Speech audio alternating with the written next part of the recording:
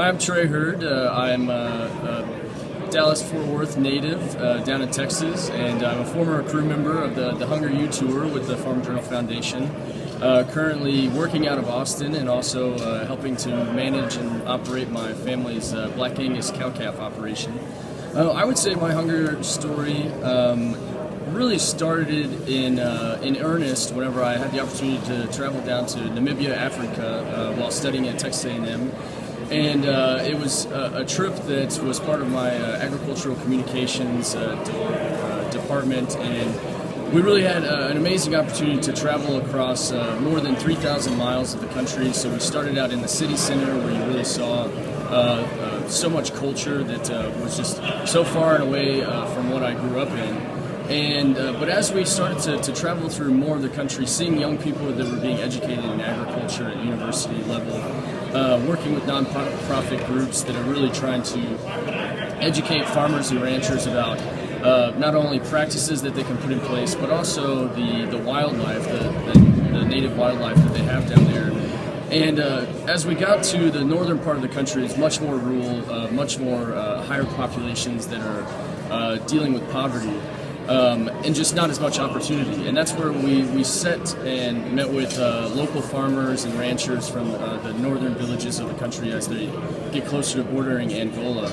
And it was really where we spoke with farmers and ranchers that said, we have this land. A lot of times they even had livestock, and they would just be concerned about the fact that their families were struggling to find food, even though they had what looked to be the opportunities for agricultural production right up in their backyards.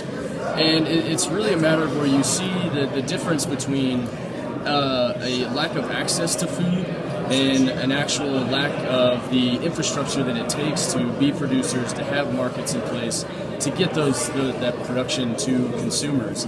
And so I think really for me, that is whenever it clicked big time, because I think being from Texas, agriculture is such a big part of our economy, our state's economy, and also just the lives of our citizens. And going down and really seeing those stories of people that said, this is something that we want, this opportunity. We want to be able to farm crops, to raise livestock, to feed our families, to have better access to food for our communities. And just knowing that they don't either have the capital that can come in place, the finances aren't available to even get their operations off the ground.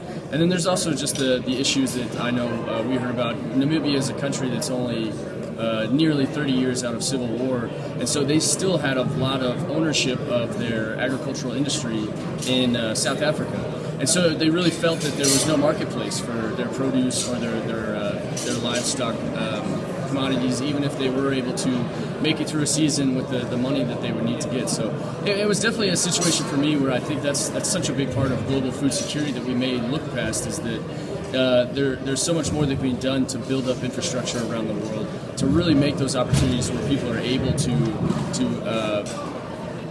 grow and produce for themselves, for their families, for their communities. And so I think that's a huge part that we still need to continue to work on in stabilizing global food security.